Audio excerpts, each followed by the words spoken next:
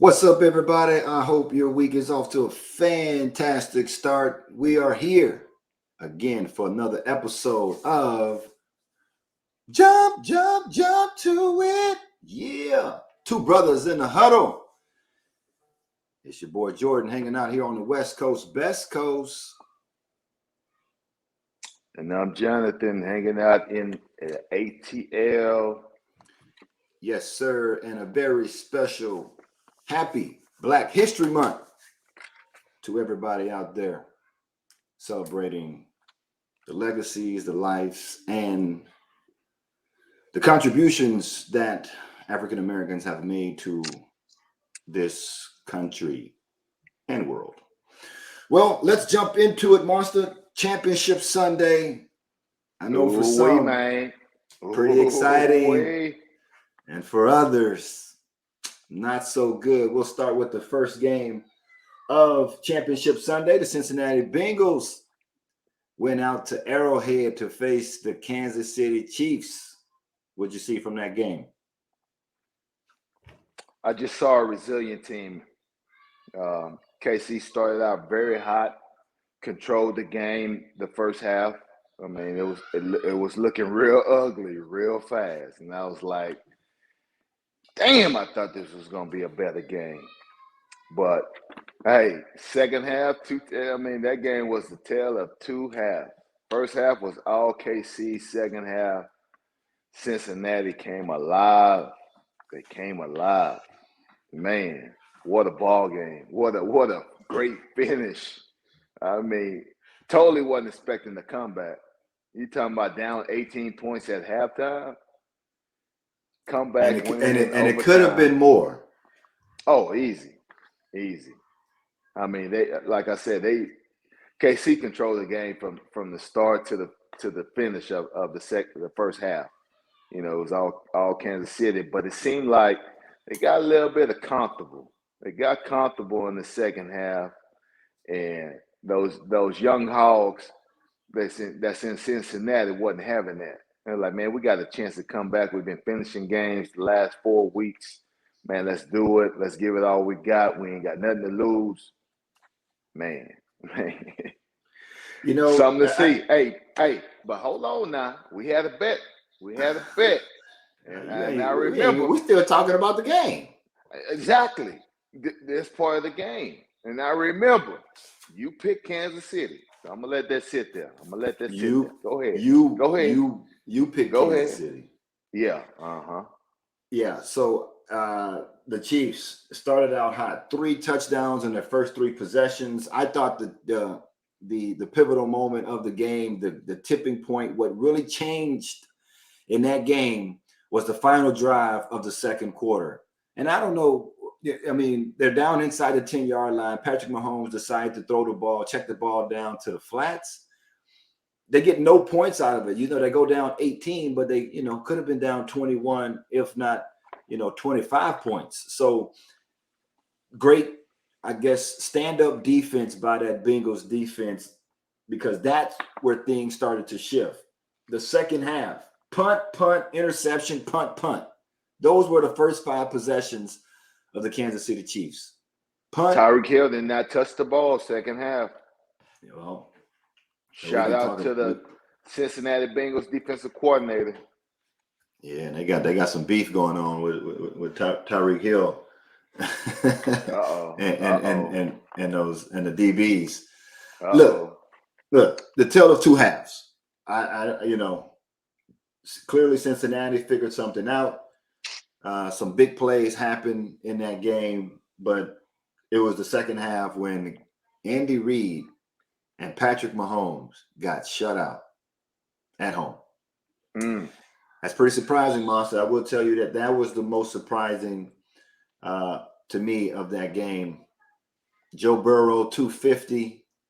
Mixon added, nearly 90 yards of rushing, and Jamar Chase and T. Higgins, teamed up for a duo. I think this will be a lot to talk about as they get geared up for their NFC matchup in the Super Bowl. We'll get to that here in just a second.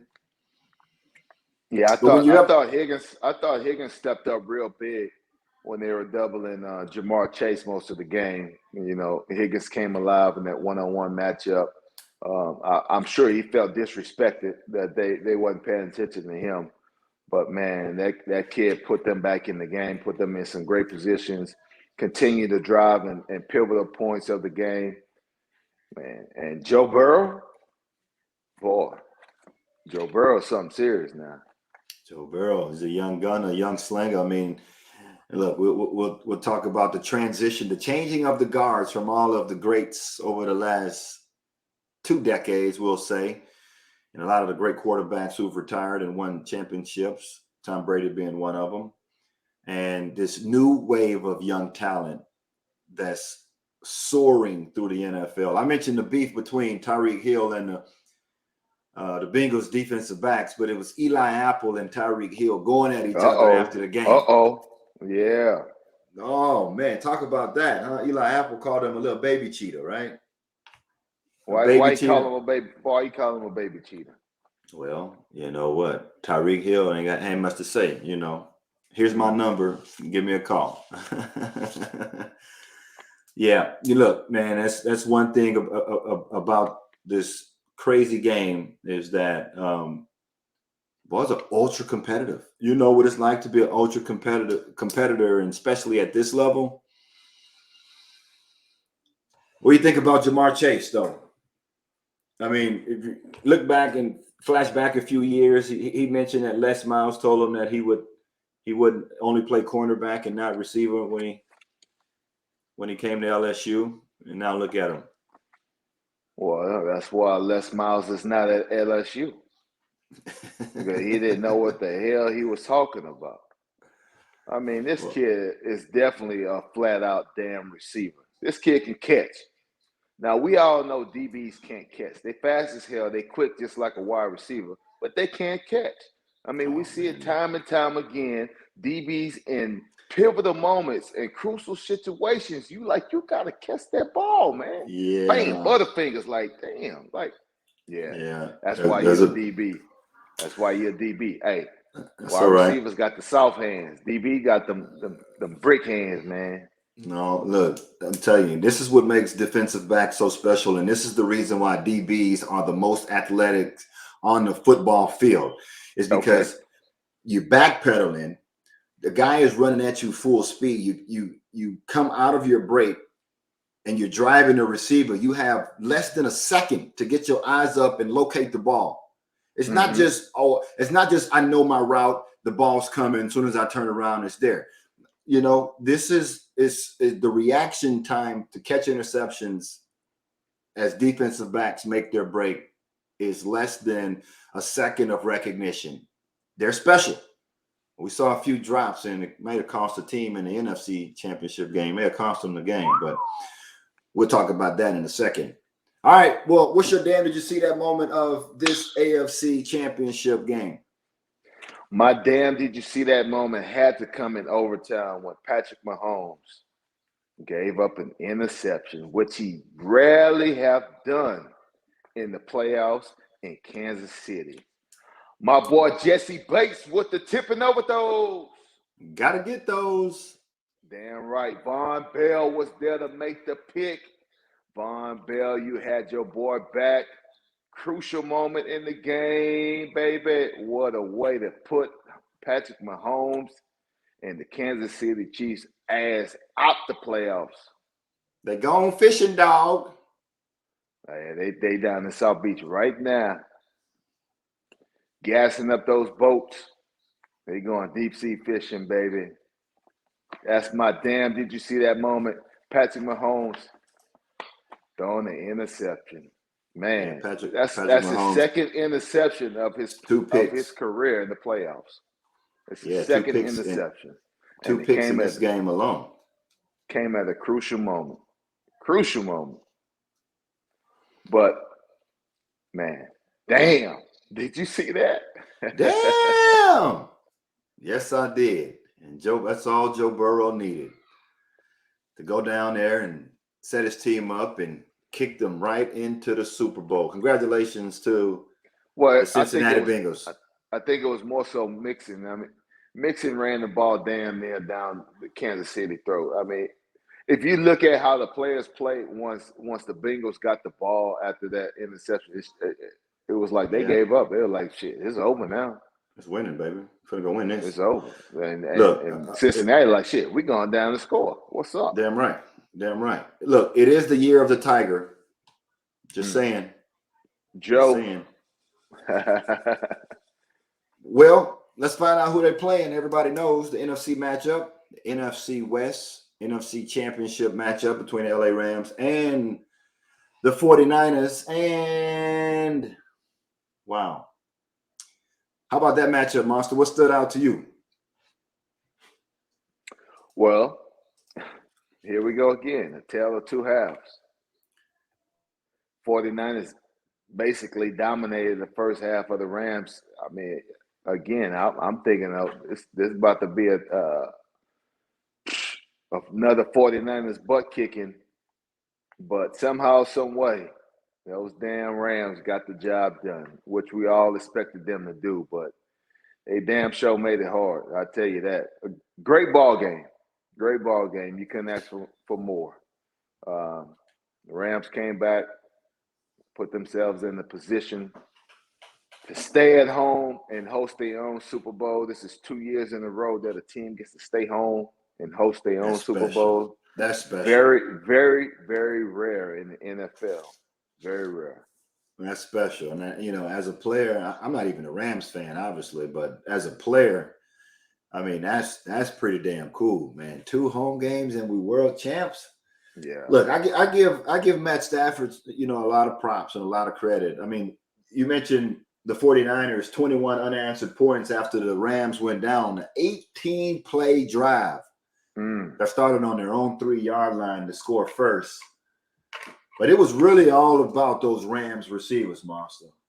And, well, Cooper Kupp still catching passes and breaking records. And Mr. Reliable. Look who showed up. Y'all want a double cup? Don't forget about this talent over here. Odell Beckham Jr. goes crazy, had a monster game, 11 targets, over 100 yards, 9 catches. This is where I think this matchup of receivers, Higgins and Chase, and you got Kupp and Beckham, it's going to be pretty special. I'm willing to take a bet on who performs the best in that too. But before we do that, Monster, let's get to my damn. Did you see that moment? Because it is the Rams receivers. It was Odell Beckham, but it was mostly Cooper Kupp. I mean, a catch here, catch and run, shotgun, you know, dropping dimes, a pass on the sideline, touchdowns in the back of the end zone. And this hell of a throw by Stafford, squeezing in between the corner and the safety. Cooper Kupp, man, just a monster day. 11 catches, 142, 2 touchdowns. He did have the rare drop, the very rare drop. Yeah, but other than that, man, he had a very clean game. He and Matthew Stafford are just dialed in. I think the Rams finally put it together. Finally put a game together. I like the way they finished.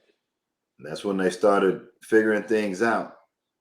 This was probably the biggest play, the biggest catch, the 25-yard reception on 3rd and 3 with just 3.5 minutes left in the game, and there he is right there, just taking it in, Monster. Embracing it. Just taking it in. You know, coming from Eastern Washington. Come on, man. Wow. Eastern Washington. Wow. I don't know if that's just as bad as coming from Southern Arkansas. Well, it's probably not as bad, but I've been to Cheney. But Eastern Washington, man, what a hell of a year and a hell of a performance in an NFC Championship. That's what stood out to me. That's your damn. Did you see that? That's my damn. Did you see that moment? Cooper Kupp and Matthew Stafford still uncovered. Is it the year of the Ram or the year of the Tiger? No, it's definitely the year of the Tiger. Oh, okay. So we know who you picking in the Super Bowl. See, there you go taking my pick again. I told you it was the Rams. Hey, I told you back, Monster. We're gonna pull up the reel from week 1. I told you week 1 it was gonna be the Rams. I didn't like my pick because I'm favored to the Seahawks, but you they were pretty you damn close. You knew in advance that the Seahawks wasn't gonna do shit this year. Oh man, just like I didn't know the hell my Falcons was gonna do. You see, I ain't had them in the hat. No, they ain't even had a chance. But at least the Seahawks had a chance. Yeah, I ain't had no goddamn chance. Y'all in the same damn boat we are. We out in the Gulf of Mexico right now, deep sea fishing. We've been there for a few weeks now. Fishing for marlins. Fishing. Well, as the season ends, the biggest question is, what are the 49ers going to do with Jimmy G? Jimmy G, I think you had your time in the Bay Area. Yeah. I think it's time for Trey Lance, the Trey Lance show to start. Jimmy G, you did the best you could, but hey, when you draft a quarterback that damn high in the draft, ain't no way in hell he gonna sit on the bench for 2 or 3 years.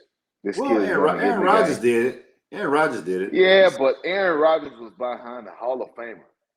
Is Jimmy G a Hall of Famer? Is Jimmy G a Hall of Famer? It's yet to be known. We don't know yet. Jimmy G a Hall of Famer.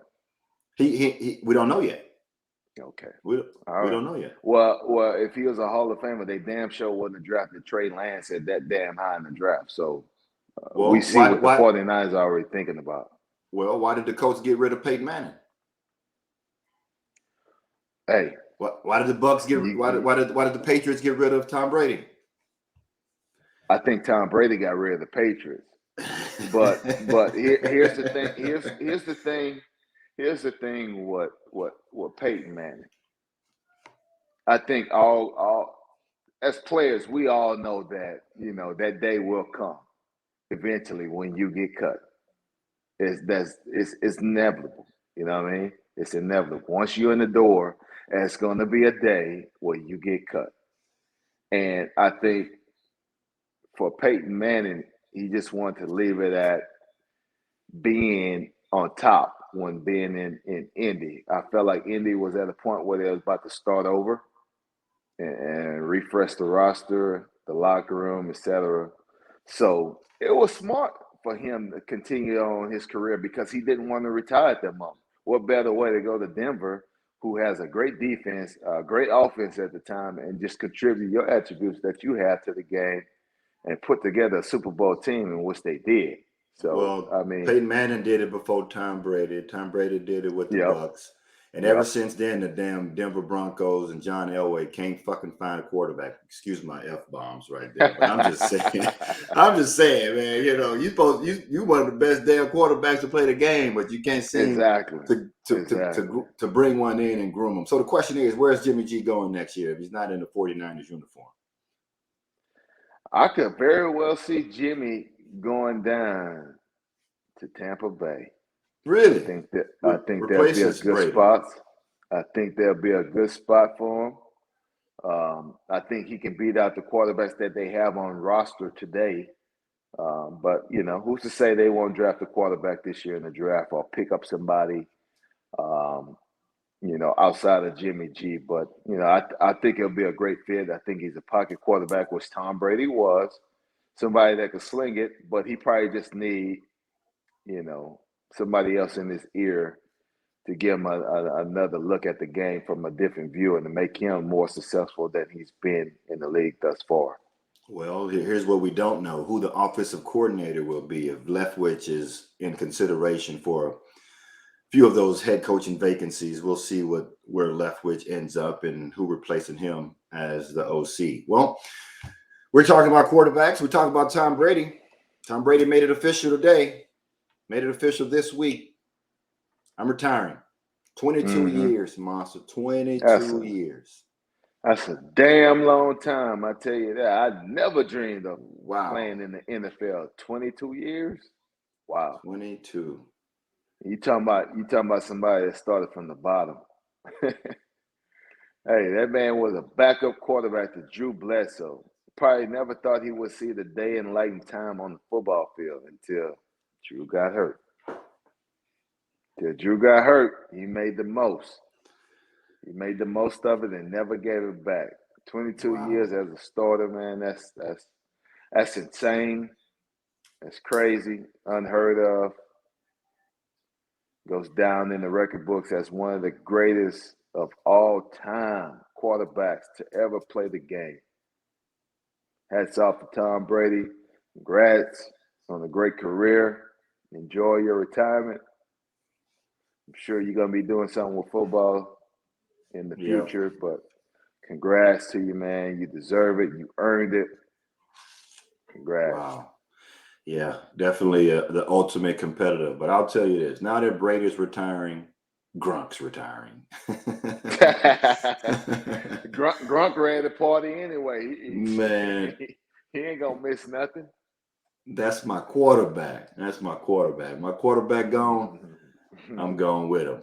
Well, another quarterback that a lot of conversations around, Aaron Rodgers, the Green Bay Packers, falling to the Niners a week ago.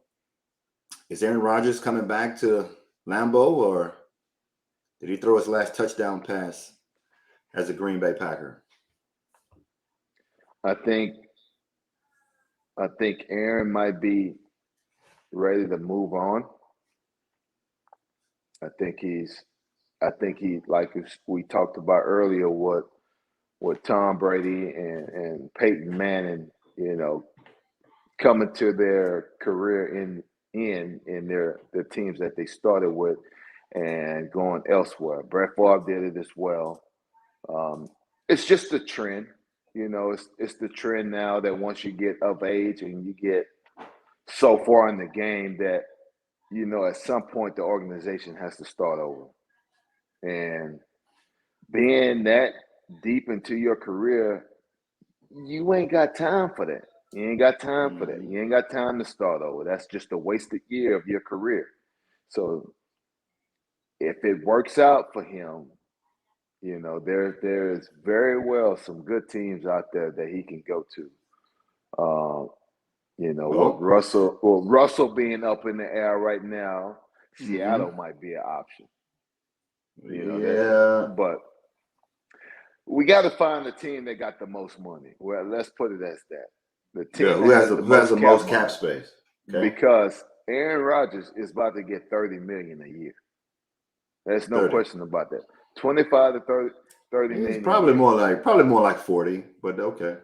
Okay, well, shit. I'm lowballing you. My bad, Aaron. Well, I know a few teams that's looking for a quarterback. Pittsburgh looking for a quarterback. Houston's looking for a quarterback. Mm-hmm. I don't know what's happening in Washington with Heineke. We'll see what how that plays itself out. Denver could be another team, that has a lot of interest, and no telling what's happening down in Miami. Oh, speaking of Miami. Well, the cat is out of the bag. Monster. I mentioned this a few weeks ago. Yep. I mentioned this. We very well we talked that about link. The same thing. I was curious about this. And here we go. Now it's being unveiled. It's being unveiled. Some of the things that are conversations are happening behind doors, the decisions that are already made, and organizations just wanting to check the box. Let's just check the box. Mitt Romney I mentioned McCarthy and the Cowboys a few years ago. They already had their guy. The Minnesota Vikings. We want Harbaugh. Everybody want Josh McDaniels. What organization said that they're declaring that they want one of these black coordinators? I'll wait. You see, Brian Flores is this is huge. This is a monumental lawsuit against the NFL. And because he knows that his opportunity or potential to ever coach in the NFL is at stake. And from what he's saying, racial discrimination in hiring practices. Now, we're talking about an NFL that preaches these social justice initiatives in creating equality. It's on the helmet. It's on the football field. The slogans are everywhere. They're everywhere. They're there. They're there. Yet still, when it comes to hiring African-American coaches or the performance and what's measured as success in their role is brought to light as this has been, and telling him, look, tank the season, I'll give you an extra $100,000 a game for every loss just so we can get draft equity. You know what happens after that? Your ass is fired. Exactly. Hey, we want you to get us in position to go get this good quarterback, and then we're going to bring in a young white coordinator to help develop him. Thank you.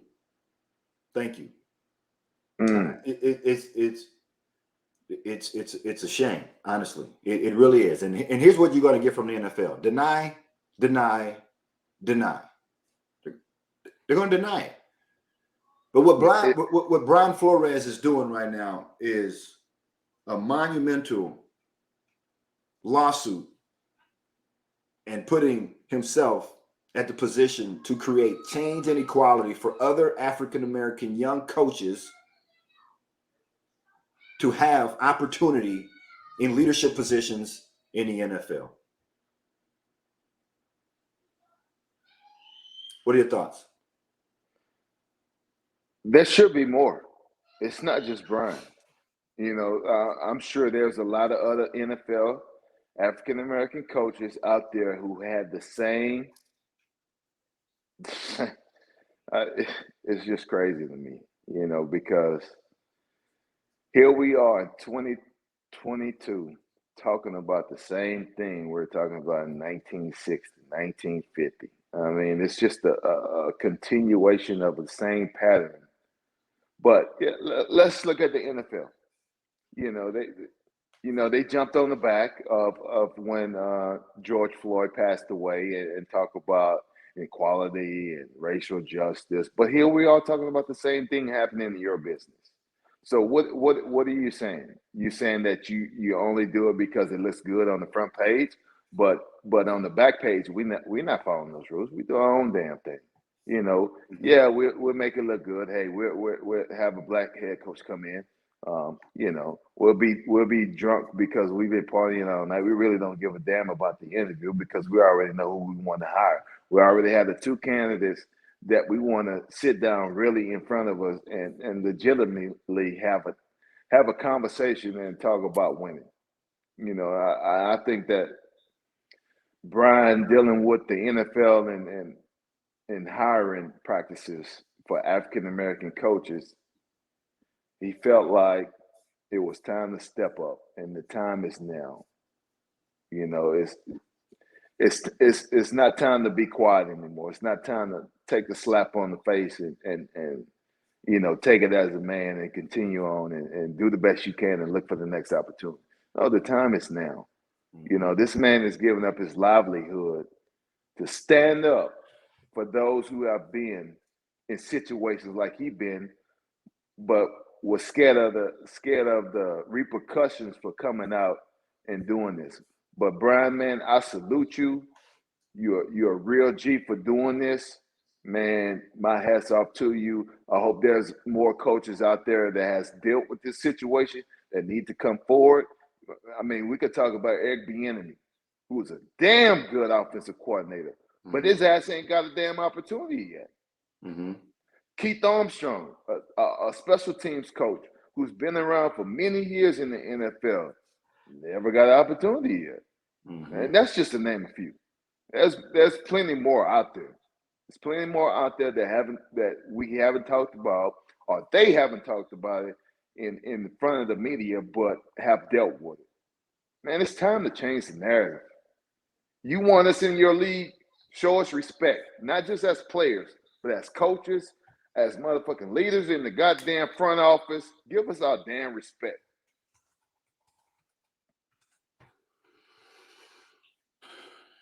Only one head coach remains. Mike Tomlin. Yeah, I'm sure with this coming out, I'm sure they're gonna try to. Somebody's gonna go out there and hire an African American coach. But like you said, hey, we're gonna bring you in, but hey, I need you to take this season. I need you to take this other season too. But I'll pay you extra on the side. I'll pay you extra to do this. I'll pay you extra to do that. But I ain't gonna lie, I'm gonna fire your black ass as soon as you're done. Yep. You're gonna take the fall for it, but I'm gonna pay you for it though. Okay, we're gonna keep this under wrap, and we're gonna keep it like this. Brian is like, hell no, I ain't doing it. I ain't doing it. You got the wrong one. Wow. I mean, and you know what that says? It says that we tried. If the Dolphins organization bring in an African American head coach and then tell him to tank the season, well, from their seat, they've checked the box. They provided an opportunity and he failed. No one would have ever known. If Flores don't come out with this, no one would have ever known. Nope. They say, "Wow, well, he had a bad season." Here's the thing: Greer and what they were doing in Miami, it ain't like they put the best talent around him to win. They ain't put the best talent around him to succeed. Yeah, when we talked about this a few weeks back, we knew it was more to the story, but the story is out now. We got that understanding now. We understand now. Well, the NFL has. I mean, there's a lot to do. There's a lot of work to do. There's certainly still a tarnished and fractured image of the NFL in their businesses, in their hiring practices, in what they're claiming as movement and progress in equality.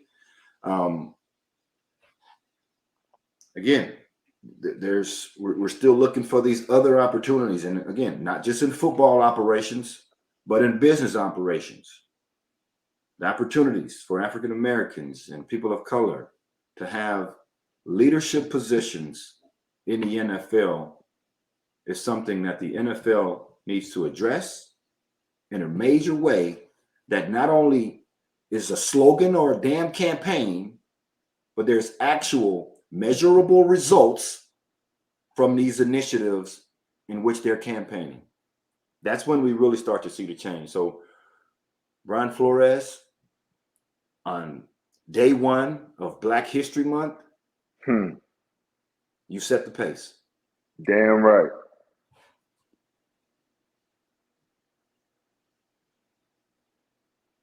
Damn right.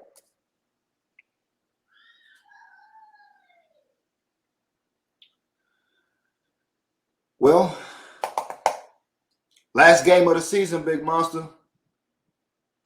Yay. Hey, Cincinnati Bengals. Hey, man, before we get there, I went fucking 2-0. Excuse my French, y'all, man. God, that ain't no French.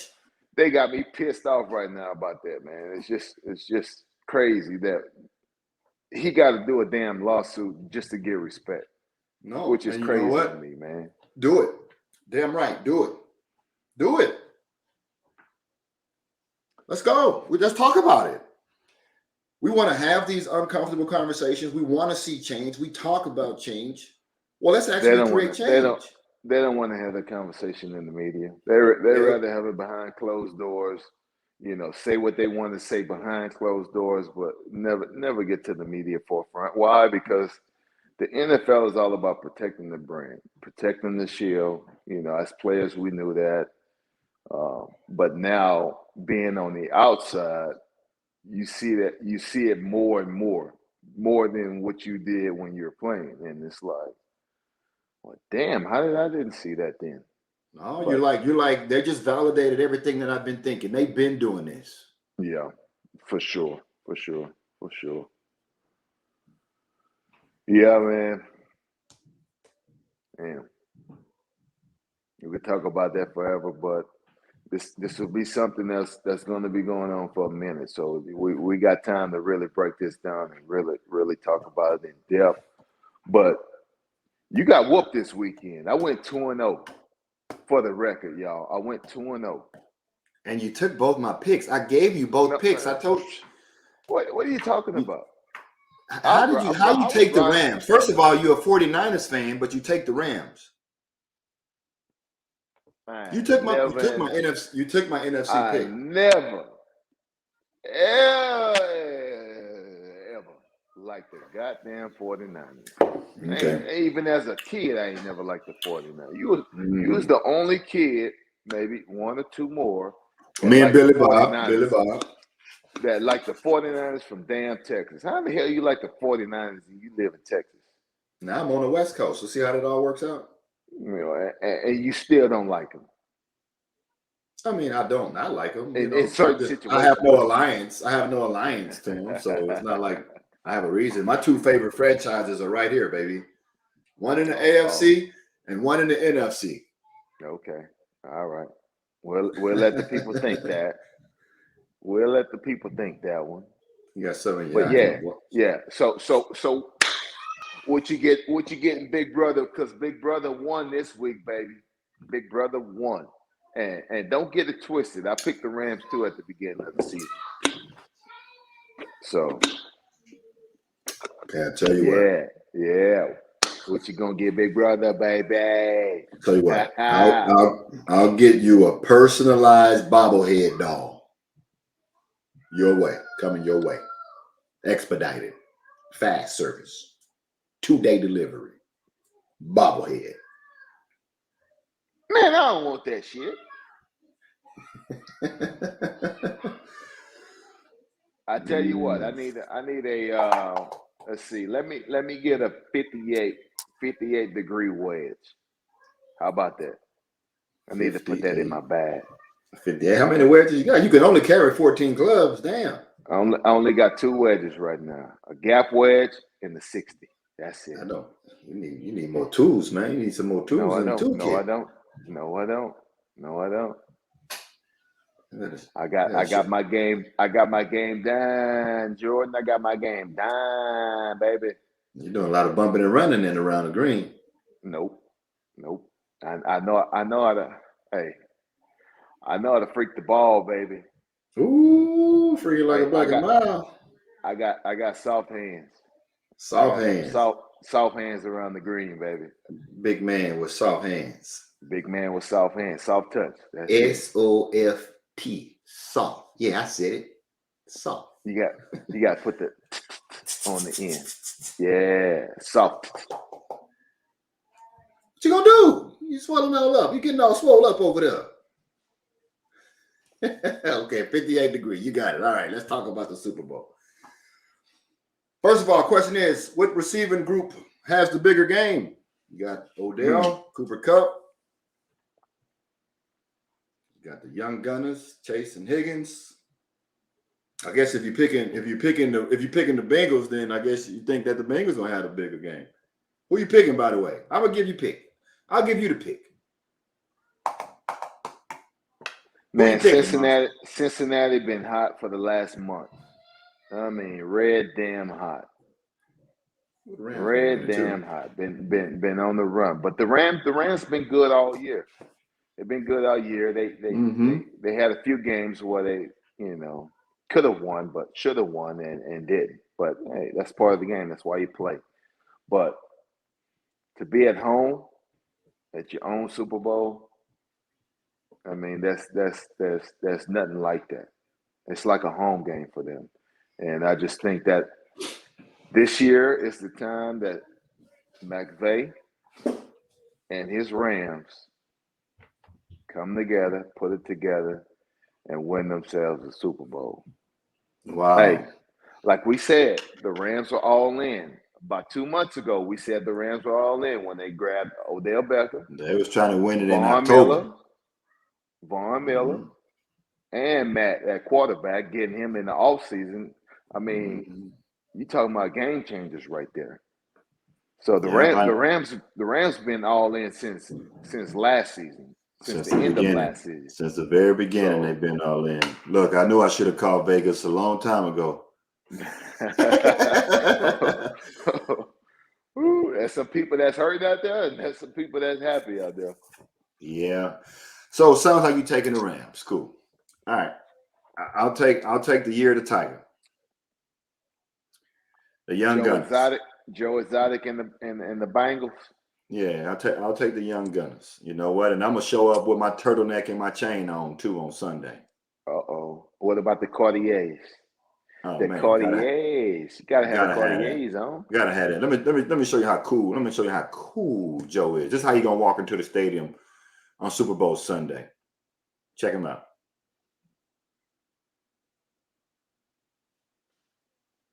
See that monster? You see that right there? That's gonna be me. That's gonna be me on Super Bowl Sunday. Joe got on a Nike chain. J-Bo. Nike chain. No, man, that's real diamonds too. Custom. Hey, the young gunner look like he got a mink on too. Nah, that ain't no mink. I ain't never seen a gray mink. That ain't no mink. Not at all. Hey, it's Super Bowl Sunday. You gotta have a mink on. Man, look. You gotta have a mink on. Joe Burrow and Jamar Chase. You got Higgins. I mean, these guys can do I think it's just super cool what these guys can accomplish after winning a national championship just a few years later and have the chance to win a Lombardi trophy. That's pretty damn cool, man. I mean, like, what better way to start your career? I mean, that's pretty damn cool. You know, that's pretty cool. So we'll see. Monster taking the home team. I'll take the Bengals. What we betting on? What we betting on? So we let the people know, because I'm tired of you making up stuff as we go. So what the hell we betting on? It's a big one. It's the big boy. It's the granddaddy. The last dance. This is it. Well, the big hoorah. The fat lady is singing. What we betting on, baby? Yeah, I'll tell you what. All right. Tell you what. We betting 2 tickets to your favorite concert this year. Okay. I'm all right. Okay. All right. You know, domestic. You know, I was gonna be looking international, like domestic. Let me see who performing overseas this year. You're not going to Sunfest in Jamaica. All right. You know what? Let's do this. Better yet, let's do this. Let's find us an old school concert, outdoor event. You know, some Earth, Wind and Fire, some Charlie Wilson, that's what you want. 2 tickets. Let's do it. That's what you want. 2 tickets. Better yet, let's buy 4, because it's gonna be 4 of us coming. All right. How about that? 4 tickets. 4 tickets to your favorite concert this year. Tickets are non-redeemable, non-transferable. And they do expire December 31st of 2022. Do a parking pass come with that as well? 2 tickets to your favorite concert. You ain't driving to no concert, especially if you're going out of town. You don't need a parking pass. You never know. Uber driver need a parking pass. He's gonna chill there until the show over. Hey, you ain't going nowhere. Sit right there. You know what? Find another one. There it is. Super Bowl Sunday. The bet is in the books. Look, enjoy a great skills challenge, All-Star Weekend, Pro Bowl. A lot of things happening over the next few weeks leading up to Super Bowl. I'm off to New York tomorrow. I'll check back in with you on the other side. You want to do a Pro Bowl edition next week or what?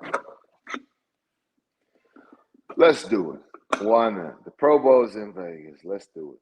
We'll do a Pro Bowl edition. We'll talk about all the things that's happened since then. Of course, there'll be more headlines, I'm sure, surfacing and coaching hires. We'll see what's happening across the NFL. But let's check in next week. For now, that's it from us, 2 brothers in the huddle. We out. 2 brother fans, who you got Super Bowl Sunday? What's your pick, baby? Who you riding with? You riding with the Bengals or you riding with the Rams? Let us know. Hit us up.